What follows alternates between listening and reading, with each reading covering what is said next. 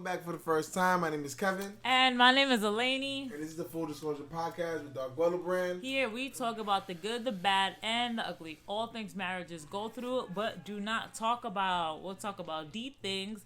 You'll hear his story, my story, and how it all binds together. How different we are and how we make it work. Before we get started, please make sure to follow us on Instagram at I_need_clout_ and my wife is at the Mrs. Arguello.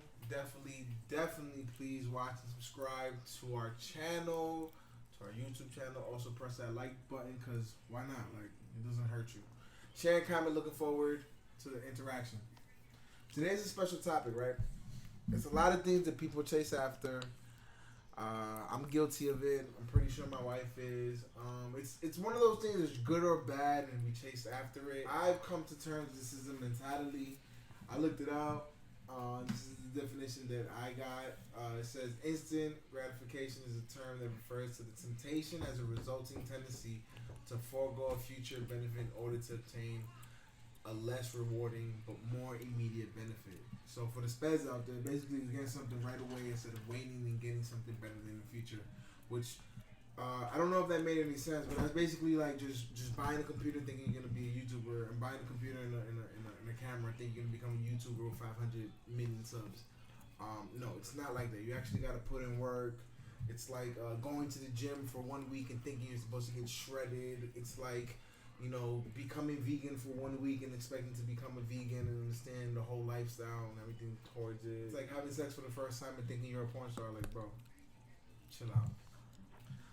Do you have any likes? I mean, what you said are things that we actually go through that I'm sure a lot of people can relate to. You can compare instant gratification to the grass is greener on the other side. You know, they can go hand in hand, because a lot of people think, oh, let me go try this because it's probably better, not realizing, no, you got to put in the work wherever you're at. You know, you got to put in the work on whatever side you are on. So I've heard, you know, like little comebacks to now the grass is greener wherever you water it.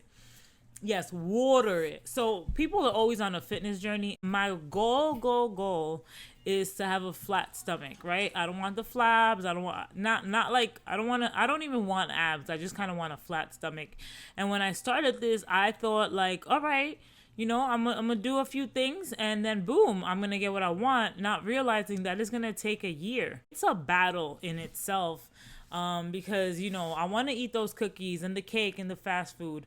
In the long run, you know, I'm choosing my diet. Like, do you know how hard it is to work out and eat better? And you weigh yourself the next week and it's like, boom, you only lost 1 pound, 2 pounds. That shit is crazy. But on the flip side, if you started in January and you look at yourself in June, it's a huge difference. So I think for us, it plays out in our life day in and day out. I'm pretty sure for you, it plays out in your life day in and day out. And I know a lot of people choose instant gratification as opposed to the long run. Making those sacrifices on a daily basis, that's what makes all the difference. You see changes and it takes a certain amount of discipline to get there. Today I was listening to something. It said that success is not magical. It's being consistent in doing the basic fundamentals. That's where people struggle. They try to make it complicated. No, success is basic fundamentals consistently. And I think that's the key word, right, babe?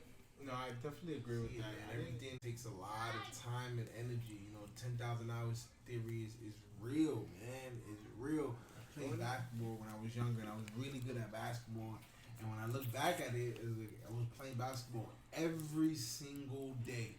Legit, you know what I mean? Every single day. And then all of a sudden, in the midst of me playing basketball every single day, I guess I was still a kid, obviously, right? I ended up getting a job.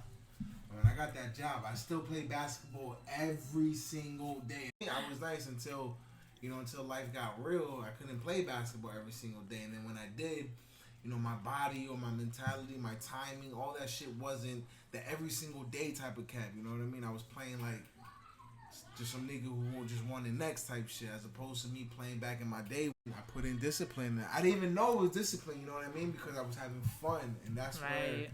That's probably me enabling myself in life. It's not that like in my world, I think that I'm the chosen one because I think God is, only looking through my eyes, like, you know what I mean? And sometimes I'm lucky and sometimes I'm not. So maybe it's not lucky, I just been consistent. Yeah, and I think it goes both ways. If you're consistent in the negative, you're going to see that result. If you're consistent in the positive, you're going to see that result. Somebody who's negative for an entire year, in a year or two, it's really going to hit them. Same thing, somebody who's doing something positive for a whole year, in a year or two, it's really, really going to hit them. One of the things that I know for us made a huge difference money-wise and coming to Texas and debt and getting our life kind of together. Like, being in New York was completely different than being here. Well, hold on. I know we're talking to ourselves, we're having a conversation, but we are putting this on this thing called the YouTube, and on the YouTube or Apple Podcasts or Spotify, wherever you listening to this one at. I would hope that a whole bunch of people listen to us, and like, we gotta know, like, what was the difference between New York and Texas? Was honestly in New York, like you said, a lot of things were handed to us, and I speak for myself. Like, I grew up in New York. I grew up an only child, but I was not an only child. I was the youngest of 4, and we were actually kind of similar. We were both the youngest, and our next sibling was like 10, 15, 20 years older than us. So we were really kind of like only children, and they were more like, guardians. In New York, when we lived with my mom held it down. Like, she just did. The few times we were out of the house, it wasn't like it is now. We didn't have the opportunity in New York that we've been able to get here. That's how it was different. I mean, here we came and we grinded for ourselves. We decided to grind for ourselves. My sister was always there to help out. But at the end of the day, we put in all the work to be here, to be where we're at right now. One of the things that matters, we weren't paying any rent, we didn't have to pay for groceries, we didn't have to pay for light bills. And this wasn't like our whole life in New York. We had like up and downs. We moved out of my mom's house when I was like 20, and we came back when I was like 25. Even when we were working and stuff, we didn't have to pay for rent, we didn't have to, not when we were at my mom's house. We were in a good situation for a long time, but the big difference is here we're doing everything ourselves. In New York, we had a lot of support. 100% we had a lot of support. Because of us having support, there was an enabling factor there. And then we ended up... Which goes back to that instant gratification. I'm getting help. I don't got to do much, as opposed to let me work hard to see what I could do. Rather than exposing or exploring our potential. I agree with you. It's a big difference out here in Texas. We got here 3 years ago. We came here and we had nothing. I say nothing, like, nothing means no support as opposed to the support that we had in New York. That's exactly what I mean by that. So, like, we didn't have any help. So now, anytime we wanted food, we needed to buy groceries. Anytime we wanted to read a book at night, we needed to pay a light bill. So yeah, that's the biggest difference out here in Texas. We're out here with no support. You know what I mean? There's nothing here to help us other than just me and her. It's like we got our back against the walls together. And we didn't even have our kids. Now, for the first month, we our kids were... Actually, for like the first month and a half or so, our kids were in DR with my mom while we came out here. We didn't have jobs. We stayed at my sister's. Shout out to your sis for holding it the fuck down. Yeah, every time. My niece let us borrow her car for a month. We really had to figure it out. We had to come in. We had to apply for jobs nonstop. Interviews. I remember Kevin was going to interviews. He had a suit on, a whole suit. And it was like, 100 degrees outside. These are things we actually went through. And it could have been easy for us to be like, yo, you know what? Let's go back to New York and we'll make it work out there. But we never did, I remember the first time we came here, if you haven't heard me say this, we literally landed and Kevin was like, yo, I'm not going back to New York. And I'm like, what? You haven't even seen anything. But I was the happiest person. So that goes all into knowing like, hey, hard work pays off in the long run. Where we are right now, I didn't think we were going to be here. Like, I didn't know where we was going to be at, but I didn't think we were going to come this far so quick. We had fear, we had doubt, we had no place to live. We didn't even have a plan. We knew we wanted better. We knew we wanted different. Thinking about it, just only come here with just the clothes in our suitcase. We came a long way to today, currently. In June of 2021, we're $200 away from being debt free, which will be paid literally in a couple of days, a couple of hours, really. We didn't come here with a car, right? We just came in. First, I didn't have a car, We came in with clothes, I landed here. It's a great feeling out here. And my intuition said to stay out here. A couple of months go down, and then you end up getting your car here, right? It cost her like what, $1,000 and change. $1,000 to bring her car from my little 2007 Volvo. Exactly. I still got that ready strong. It's a Volvo, man. It's like her name is Bertha. You feel me? Like, so we riding around the Bertha the whole time. So I had already gotten that one job at Walmart. That's where my first job in Texas was, working at Walmart. Side note, when Kevin started his job at Walmart and I started my job as a para, we were basically literally making enough money just to make it.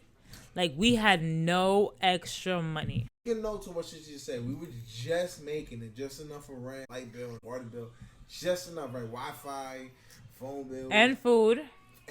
Riding Bertha one day, I gotta go to work.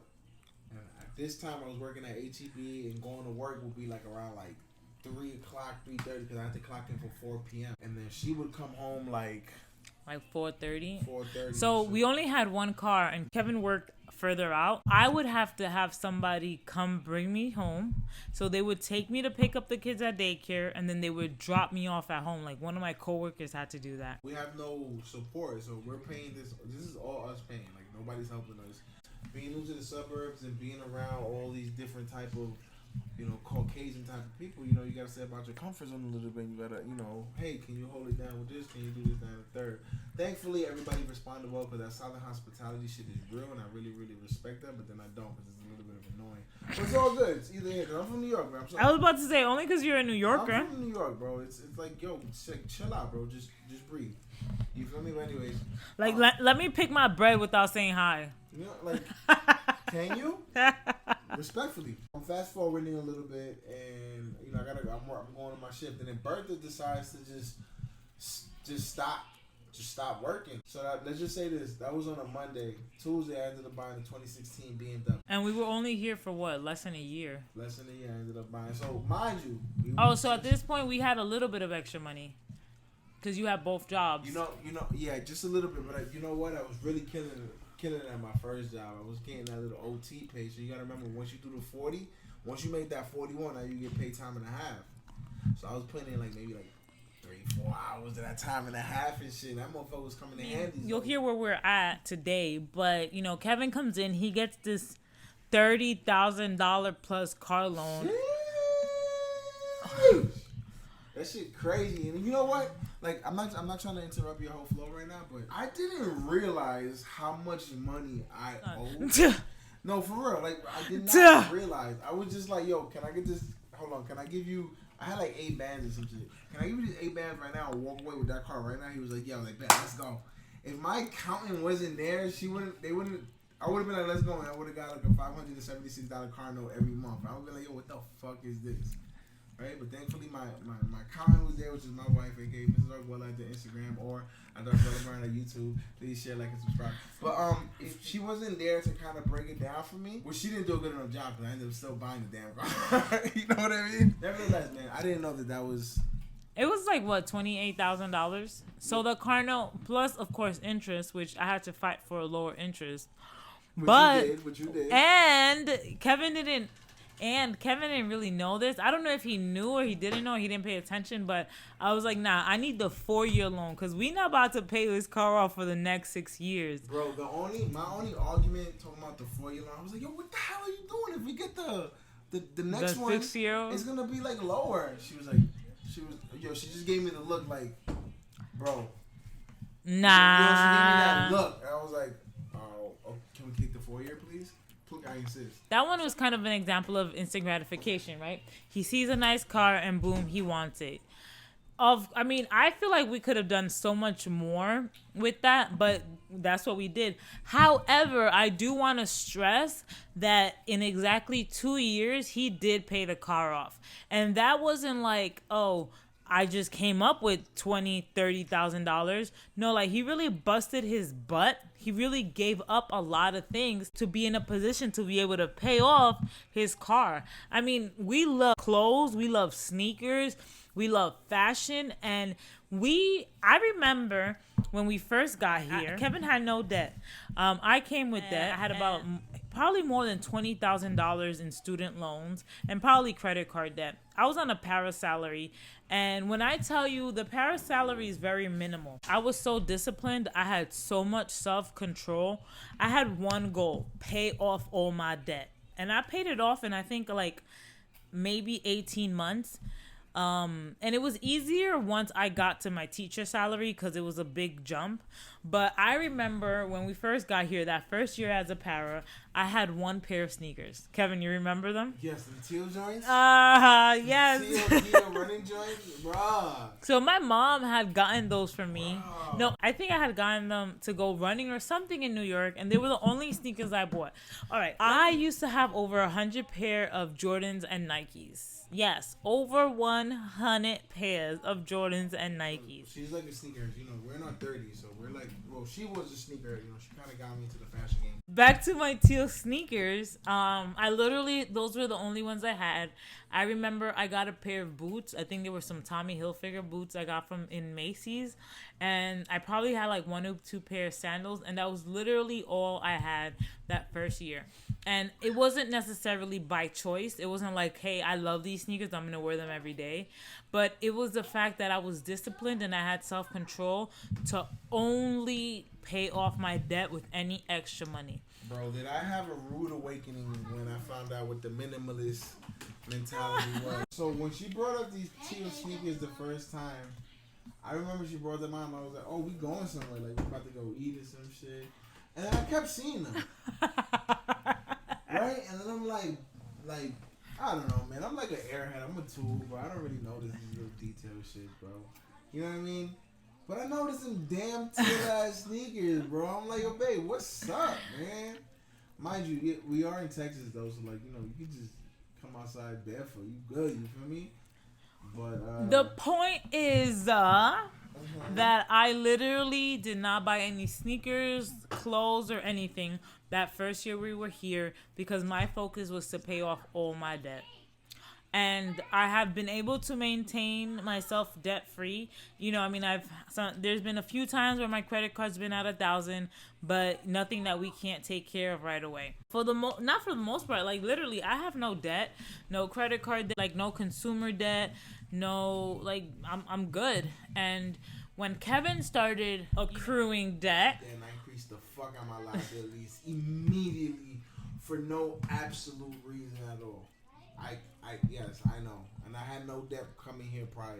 I increased my liabilities, my car, which was 28 bands, 30 bands, whatever I ended up paying, which is done for already. But other things, some of them that I have, some things that I don't, which is, why don't I have that shit? It's probably junk, but I ended up paying for it for some reason, which is my accountant's fault. Obviously. All your gas station snacks you got? I mean, I don't think those are the type of things we got to talk about. It's kind of personal. But anyway, I don't know why I ended up buying some of the things that I don't have, but I did. But nevertheless, you know, me personally, I love clothes. I love sneakers. I love, you know, being the center of attention. I like wearing these bright ass colors and shit. I want people to turn their back and get into a car accident because they saw something I got on my feet. Babe, really? Yo, bro, I really love that shit. Is that your dream?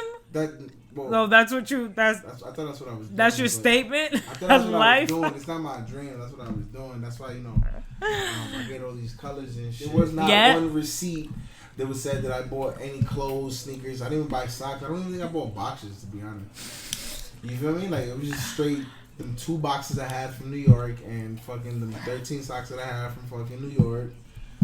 And freaking the 7-8 articles of clothing that I had. And that's all that I did. And I didn't buy no clothes, I didn't buy no sneakers, I didn't buy no video games, I didn't buy no V-Bucks. I didn't do anything because, you know, again, we had the discipline here. We had a plan, and the plan was to be debt free.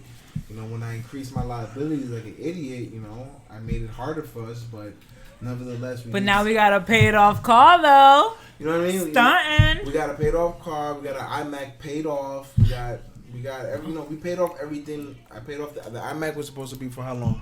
I think. Well, the iMac was 18 months, no interest. 18 months, no interest. I paid that in a year. My car was 4 probably years. less than a year, maybe. Probably less than a year. Like 9-10 months. That's what I'm saying. My car, it was 4-year term. I paid it off in 2, so we did really good. My wife really helped me out. Thank you for being such a great accountant.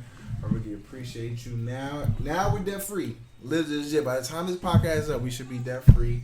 The reason why we're bragging about being debt free is only because we made a lot of sacrifices to get to this point. When we say we didn't buy a lot for us. We didn't buy for our kids. We cut out on eating out a lot. I mean, a lot. Even something like today where I was like, kind of want to eat out, Kevin. And he's like, I'm with it. So I'm like, you know what? I'm going to just cook. I'm happy that I cook because I cook good. We would have spent easily $50. And, it could be like, yo, you can make $50 right away. Yeah, but it's the little bit adding up that really makes a big difference. Being able to get the house on the terms that we wanted. Because there's a lot of people who go ahead and they buy a house and they stretch themselves. We bought this house. It's basically everything we want it to be. We're going to remodel it how we want, but it's everything we want it to be within our terms. So it's still within our budget. We're not going to be stretched. We're not going to, we're at the point where I was able to quit my job. Kevin can cover all the bills and we still have money left over.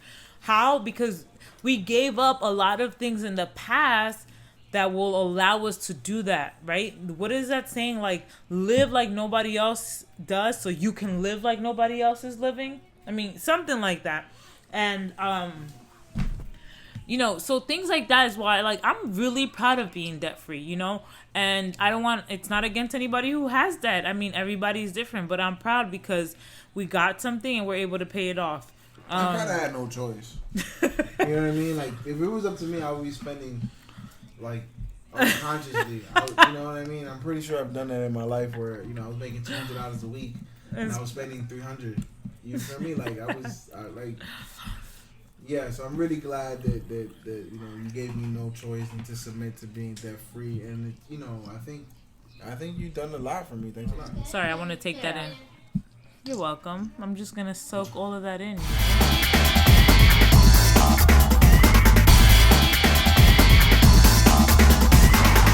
I know how much you hate her, but I learned about budgeting and paying off debt with Danny Johnson.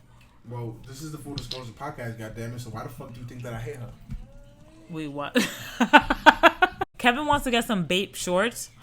And, I mean, technically... Bro, don't be sharing my business like that out here, even though this is a Full Disclosure Podcast. Yes, the fuck, I want some Bape damn shorts. I just got some damn aliens, so, I want some Bape shorts. So... with a Travis Scott shirt. Isn't that mad brands all together? I'm a hypebeast, nigga. I never had it. I'm excited. I'm debt free nowadays, nigga. Can we buy this shit? So, listen. Kevin wants some Bape shorts, and I'm like, really? You don't want a new floor for your house? Like, come on. Bro, I've never in my life been inside of a house. I've been in apartments and buildings my whole life. Now she's over here talking about, like, I'm thinking about calling maintenance to do the floors for us. We have to do it DIY? What? That's going to be... Listen, y'all think I'm crazy? Okay, so I think I'm crazy, right? I've delivered 2 of my kids with no training at all, which is completely normal for women. Yes, I stayed with Kevin through every single thing that we went through. Ditto bit. What the hell? Don't do that. Full disclosure, goddammit, welcome. So yeah, I stay with Kevin through all the shit he put me through.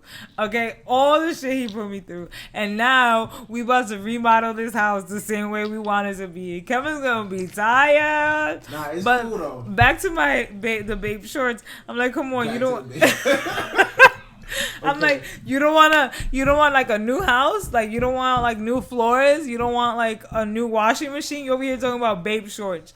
But honestly, granted, they are $250. $250. And that's just when they sell it to me, right? What about the taxes and the shipping fee? So it might be like $300 for some shorts. And I'm over here thinking like, yo, Nova don't got no shorts. I need to go to Goodwill. Quest needs some clothes. Let me go to Goodwill. I ain't got no shame. Welcome to the Full Disclosure. I have no shame. He be in StockX talking about I want this and that. I'll be at Goodwill like, hello, I need to balance. I need to balance this life out. Hashtag Goodwill for the cause, bro, for the culture. First of all, listen, I found some really nice white H&M pants at Goodwill one time. And if you looking at me weird because of Goodwill, listen, okay, listen. It's all good. I don't care. I'm about to walk up in our house with my Goodwill clothes on. bro. I ain't mad at it, though. I'm just saying, like, you're not supposed to tell people that shit. But welcome to the Full Disclosure Podcast. If you didn't know, now you know. No, granted, them shorts is a bunch of bread, though. I ain't gonna lie. You know, I just felt like it was an appropriate fit. But if it's not an appropriate fit and I'm not acting my ways, then just tell me. But I don't even think it's not acting my ways. It's just we have priorities, right? Yeah. I mean, nah, she right.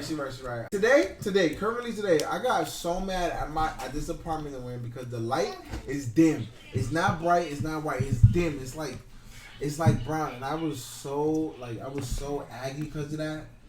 So like in my house, you feel me? Like I gotta get it. Like I gotta do the floors. We gotta get tubs of paints and primer and you know shit that I don't want to do. I can't even put together a damn wagon from the academy, bro. You feel me? So now you got me thinking about all this extra shit, and I'm starting to get overwhelmed, and anxiety is starting to rise. Oh, you got to think about, babe. All due aside, that's why I'm like bringing things to you. But the only thing you have to think about is floors and painting. Honestly, we didn't. This type of agreement that we have since you're a stay-at-home mom, it was just for me to just get this money. You're supposed to do everything that I'm not doing. I'm supposed to do everything you're not doing. And you don't get no more money, so I bring it in. I got money this weekend, so you doing some floors. Okay, so thank you. How much money you made? It don't matter. Pay me that an hour. This man said, "Pay me that an hour." You know how hard I work. Just get ready for some content on that Abuela brand on YouTube, please. Yes. Share, like, and subscribe.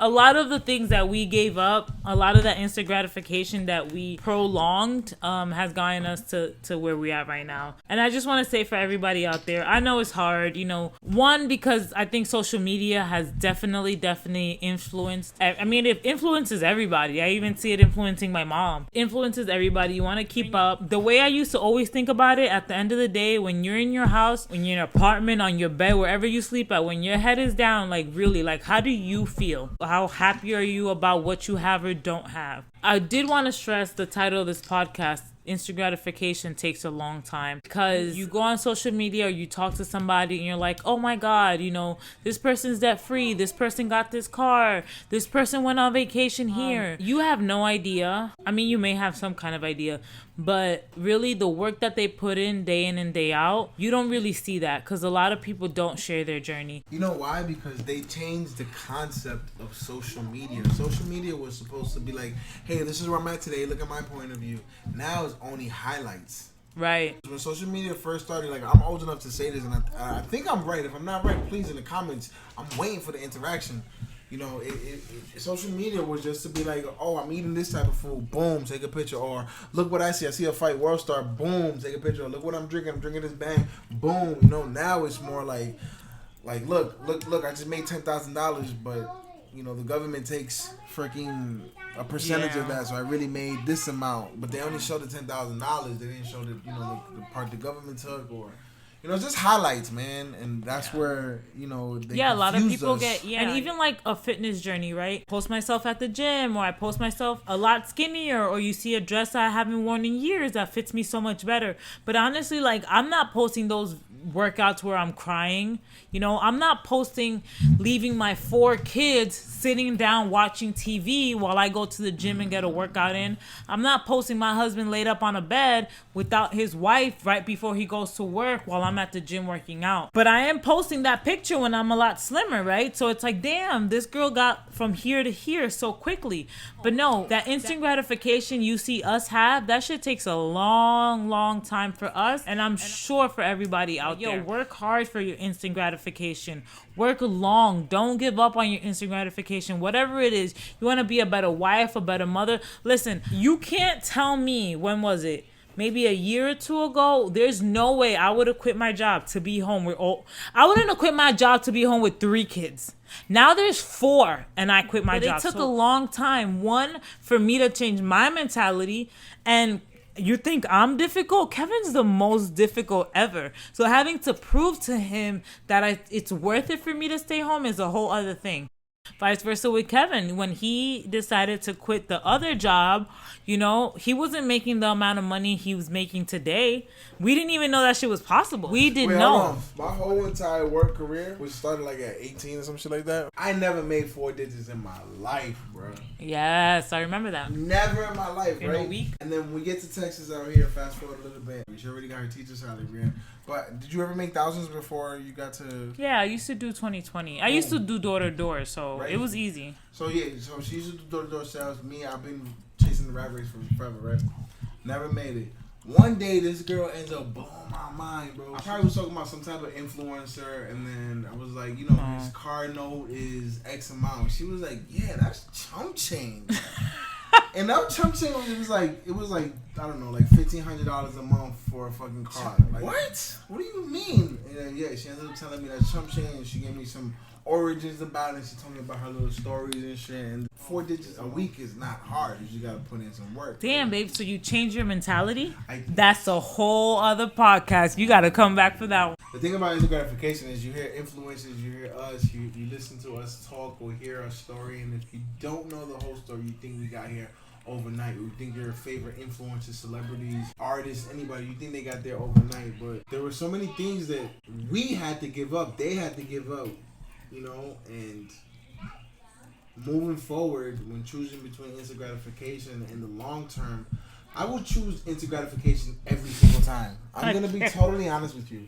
I'm not even going to lie, right? I will choose it every single time. But with that, I think comes experience and wisdom. You got to find those instant gratification moments that are worth it. You know what I mean? Like, I think, that's powerful. Those one night stands, purchase that you didn't really need to purchase. Like if you have 10 bags, you don't really need the 11th bag. Yeah, you got 10 one bags. for every week. You know what I mean? Or even those instant gratifications that you're doing every day. I think you should identify them and see is it really worth it. Like, I know the little devil on your shoulder or that person, the other one on the opposite hand of the right side, you know what I mean? It's telling you like, yeah, it's really worth it. But really you sit down, fuck everything that you're listening to subconsciously. Like really write that shit down, bro. There's power in that. Write it down. Wow, babe. Write it down and just like. That was a gem right there. Write it down and put the pros and cons and see if that shit weighs out. So what would you choose? Instant gratification or would you choose the long term? I'll choose the long term. Like right now, I should be starting 75 hard and I'm not. So I'm kind of taking advantage, eating the things I shouldn't be eating. But at the end of the day, like I'm going to go back on 75 hard and I'm going to get my flat stomach the same way you're going to get your Tesla, babe. And what else? Instant gratification. Like every day, I choose to struggle in bettering myself and everything else so we can have the long term struggles you go through in terms of like personal development. Welcome to the Full Disclosure Podcast. It's hard for my wife to tell me she struggles with something and I'm not knowing what you struggle for, even if I'm being fake or not. Like what the fuck are you struggling with? Eating. I struggle with eating. A lot of times I struggle with the way I respond to my kids. I don't like the way I respond to them. Sometimes I think I've gotten much better in general. Well, yeah, thank you, babe. I appreciate that. I struggle with, making sure that I am the wife, doing all the things that I'm supposed to be doing in every way, physically and everything else. And by struggle is like, okay, I see this problem, I figure out what do I have to do to fix it. I'm not laying up in bed crying about this struggle, and there's people who are and they're, they're depressed or whatever. But they gotta know, like, yo, there's a way out and everything you do is a choice. I like that. I agree with that. Yeah. And I'm pro-choice. I feel like, Except when you have babies. In closing, Kevin would choose instant gratification. Eleni would choose long term.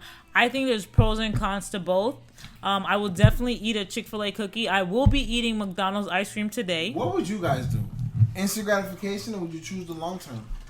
That's a good question. Comment down below. Listen, if you're only one person watching this, we want to hear from you. Please comment down below. I would really appreciate you guys made a burner account. And then you just a burner account? It's all good. Just comment, like, and subscribe. Last time I checked, it's really, really free. All you have to do is just move your mouse and your phalanges. Get your phalanges, do it. Just add a little bit of action. Just like it. Stop listening to it. Just like it, please. Thank you. And subscribe. So, yes. Go tell your mother you love her, please. Because I know you love her. Make sure you check up on your family members and make sure to wear a condom.